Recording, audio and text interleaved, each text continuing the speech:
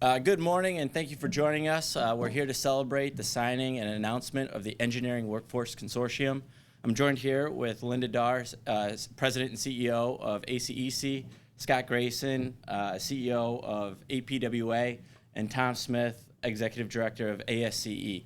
Thank you for joining us, and we look forward to connecting with you later in the future. Thank you, Patrick. Good morning, everyone, and welcome. I want to thank everyone for being here this morning, and I want to thank our consortium partners joining virtually. I also want to thank our board chair at ACEC, Gary Raba, for attending today, and I want to recognize also the volunteer leadership at APWA and ASCE, my fellow steering committee members, for their very strong support of this effort. Dominic Longobardi, president of the board at the American Public Works Association, and Fenioski Peñamora, board member at the American Society of Civil Engineers. Today marks a pivotal moment, not just for our organizations, but for the future of engineering and for our entire country. The shortage of engineers has become one of the biggest challenges facing our industry. 6 months ago, we convened a group in this room to spark a vital conversation about our workforce challenges. Our Workforce Summit united leaders from engineering, public works, academia, and government. Together, we tackled how to attract the next generation of engineers, and equally important, how to retain and support our current talent. Two undeniable truths emerged. No single factor caused our workforce shortage, and no single solution exists to fix it. This challenge transcends individual organizations. By joining together here today, we emphasize our collective commitment to working together to build solutions. The statistics speak volumes about the urgency of our mission. ACEC's recent Engineering Business Sentiment Survey tells us that the workforce shortage continues to be the #1 issue among all of our industry leaders. More than half of survey respondents are turning down projects due to a lack of personnel. Consider this staggering fact. 1 in 3 engineering roles remains unfilled each year. 1 in 3. That's 33% of our potential workforce going untapped. Even more concerning is the attrition of our existing talent, particularly among female engineers. While 40,000 women graduate with engineering degrees each year, only 4,000 remain in the field a decade later. We have a lot of work to do, but we will also call on government to support us through their own efforts. We can't do this alone. The stark reality is that without engineers, our nation is without safe roads, bridges, housing, and workplaces. Without engineers, we won't be able to count on clean air, safe drinking water, and ways to mitigate our climate crisis. Engineers are the design geniuses behind all of these support systems that we rely on to live and to work and to build and to connect and to thrive in our daily lives. Next Tuesday, we face a significant political shift. Organizations like ACEC, ASCE, and APWA will need to adapt our messaging and strategies to engage a new cadre of lawmakers on pressing issues that have profound implications for our workforce.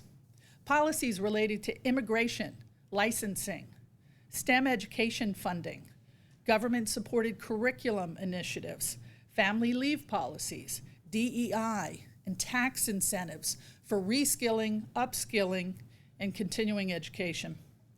So we will have to work together to ensure that our government knows that decisions they make can dramatically impact the already fragile talent pipeline that our industry struggles with today. However, our gathering today transcends politics. This consortium sets itself apart by looking inward first for solutions. While we acknowledge that external forces will always influence our field, we have the responsibility first and foremost to shape our own destiny. This consortium symbolizes a united commitment from every organization present and every signatory of this Memorandum of Understanding. We recognize the responsibility that lies with us as an industry to attract and nurture a vibrant and skilled workforce. So our mission today is to formalize our commitment to creating an environment where we can work together to rebuild our talent pipeline that is so critical not only for our profession, but for all those we serve daily in communities across our nation. Now I am pleased to invite my friend Scott Grayson, President of the American Public Works Association, and my fellow steering committee member to the podium. Scott? Thank you very much. Thank you very much, Linda. It's a pleasure to be here and want to welcome everybody. I want to thank our partners, ASCE, ACEC, and the staff. Patrick Brady is the lead staff on this, has done an amazing amount of work, as well as each of our group staff as well. I want to welcome everyone online and those of you here. So I'm going to walk you through a bit of how we arrived here. So our group here started what was called the Engineering and Public Works Roadshow. And that really stemmed out of a discussion that we had, which was we provide a lot of great awards to infrastructure projects within each of our associations, but it's the same audiences, and we wanted to bring it out on the road and show the public that there are really great partnerships between public and private. APWA has 32,000 members who work both in the public and private sector, serving the public. And so we started there, and as we had the road show, highlighting great infrastructure projects, but then also thanking Congress, the White House for passing the bipartisan infrastructure law, we also spoke about a workforce shortage. And just before the law passed, APWA was speaking with the White House. We said we're excited, we're behind passage of the bill. We were excited about the $1.2 trillion in spending. We said, I said, I'm sure you know this, but there's a major supply chain shortage right now and also a workforce shortage. And it's great that we'll have all of this money, but it's a perfect storm. We also said, I mean, as a group, that we'll figure it out. And so we're here. We held our workforce summit. All of you, a lot of you and others were here. We brainstormed. We had breakout sessions. We had what's called hackathons. And so many amazing ideas emerged, which culminated into the MOU that we'll sign. And it's really about reaching out to students, looking at our educational system, and attracting new workers as well. If you flip over the first slide, thanks. So we at APWA every 3 years update our strategic plan. I know you're all excited about that. But we in these last years launched 3 new strategic initiatives. One was diversity, equity, and inclusion, public visibility, and workforce as it happened. And we had this even before we started here. And so it fit so nicely into this framework. And as we work each of these issues, these 3 items are interrelated. Public visibility, we want to be in the classroom, we want to promote K-12 STEM education, create that pipeline. DEI, looking to a wide audience to bring in to the profession and workforce as well. And then if you flip over the next slide, thank you. Oh, I have a clicker, which is great. I love these things. Let's see if it's working. Not necessarily. Can you flip over the next slide? If not, it's fine. It was a pretty picture of the bipartisan infrastructure. Yeah, it's up there. I see that. Thanks. Signing. And that really launched us into the discussion. We met with Mayor Landau, who was the president's infrastructure advisor, and he said, this is truly a once-in-a-lifetime amount of money. Make it work. Next slide, please. So we are. And at AMPWA, we launched a workforce program, both on the advocacy side, but then also on the education side as well. And you see in my slide here, we're focused on education, recruitment, and then equally as important, how do you retain these great engineers and workforce once you have them? So with that, I'll wrap up my comments. I'm extremely excited about what's yet to come. And back when I started in this career, everybody signed MOUs, and you just signed them to have a pile of paper.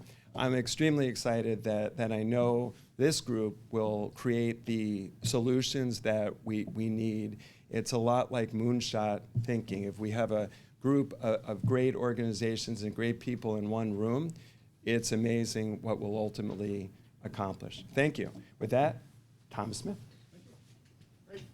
Thanks very much, Scott. Good morning, everybody. Greetings. I'm Tom Smith with the American Society of Civil Engineers. It's a great pleasure to be here with y'all. I think ASC's worked kind of individually in different groups with a lot of the folks here in the room. Last night, Monica and Sandy and I were talking about EJCDC contract documents. That's NSPE and ACEC. Of course, Linda and Scott and I worked on Envision rating tools, the Institute for Sustainable Infrastructure. That was a big initiative that's still being utilized throughout the country and throughout the globe on sustainable projects. We're all finding that we're working on workforce issues together. We also, by the way, worked very hard, as Scott referenced, on the bipartisan infrastructure law. That was something that we all collaborated on, and many of us had representatives on that White House lawn when that was signed. But when we realized then we're working on these workforce issues, can we do something better, more together? And kudos, thank you, Linda and ACEC, for your leadership in helping to bring this together, and Patrick and Jeff and Scott with APWA. It's been a pleasure to work with your team to really drive this, because this is something I think that all of us are facing, the country is facing. We're also finding in other countries as well, by the way. I spent yesterday with the International Trade Commission at a roundtable on workforce. There with Microsoft and LinkedIn, American Bar Association. There was probably two dozen associations or organizations all collaborating on workforce issues with the commissioners for the Trade Commission. Similarly here, and I mentioned to them about our Engineering Workforce Commission. They were delighted to hear about this because they know how important engineering is to the future of this country and to the future of the planet. Everything that we are doing is going to be absolutely critical to the success of the United States, but also to the success of future generations. So we take that very seriously. We know how important engineering is to our future. And we're going to have a workforce that can deliver. The bipartisan infrastructure law was a huge success. We've been working on that for decades. And to get that across the finish line was tremendous. But it was really a small investment towards what we need going forward, including when you add the Inflation Reduction Act and the CHIPS and Science Act. We need significantly more investment, but we also need significantly more innovation. We've got to be thinking differently. That's one of the reasons ASCE, with our Industry Leaders Council, and I see Mike Luce here, who's been very active with this, and it's great to have, by the way, the Navy and the Army even collaborating here today. But with the Industry Leaders Council driving our future world vision, looking at what's the future going to look like 70 years out. What are the trends that are going to be impacting this planet that we have to be prepared for, that our workforce has to be prepared for? And so we've got a lot of challenges, and that's one of the reasons why we released a new IMAX film called Cities of the Future. We just did that this year. And in the past, we did Dream Big. And in this film, Kat, you're going to hear from Kathy with Discover E fairly shortly. We showcase the Future Cities competition. And we're getting people engaged and see how exciting engineering is, and make sure that they understand that at the K through 12 level. So we're really showcasing that with this IMAX film, trying to get that out there before the public and before policymakers and before parents, so that they can encourage their kids to go into engineering because of the impact, the meaning of this profession. And I think now, by collaborating, we'll be far more successful. You see the list of organizations here, and I expect this will continue to expand. Because together, we're going to be able to really make a difference. We have tremendous gaps on the workforce side. We have as you heard reference to gender diversity and underrepresented groups in the engineering profession that are not really representing the communities that we serve at the level that we need to. We have tremendous opportunities to improve, always looking to improve, even things that we're doing great we want to improve.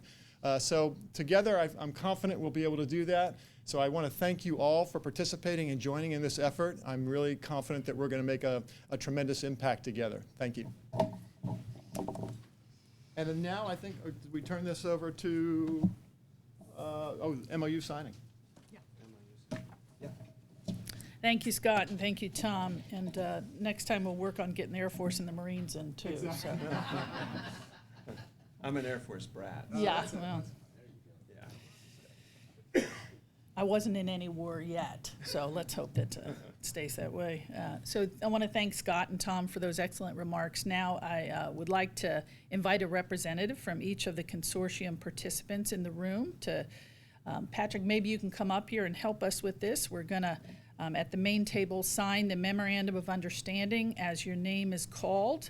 I'm going to call on each of one of you individually. We do have some folks virtually online with us that I also want to call out, and they will be signing by proxy. So we appreciate their participation very much. Those people are Donna Shea with the Connecticut Transportation Institute, Claire Hassas-Claveau, Engineers Without Borders USA, Tiffany Swanigan, Society of Women Engineers, Annie Perrin with the Institute of Electrical and Electronics Engineers, and Shirley Chi with Elevate Her. So coming up to the podium, I will first call Diana Endenschink with ACE Mentor.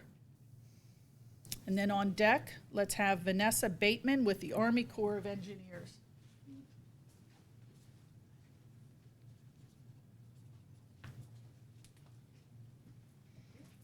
Thank you, Diana. Next up, we have Kathy Renzetti, who doesn't have to move far because she's right next door with Discover E. And then on deck, we have Colleen Egan with the Institute of Transportation Engineers. And Colleen, tell me if I said it the wrong way. Colleen Egan, my apologies, with the Institute of Transportation Engineers. On deck, we have Michael Luce with the National Academy of Construction.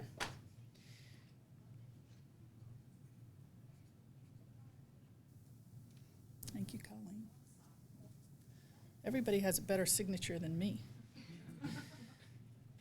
Next up, we have Monica Schultz with the National Society of Professional Engineers.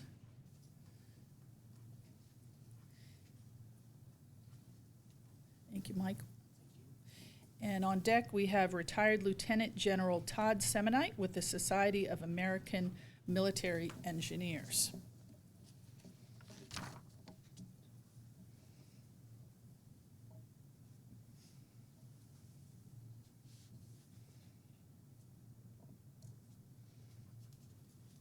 Thank you, sir.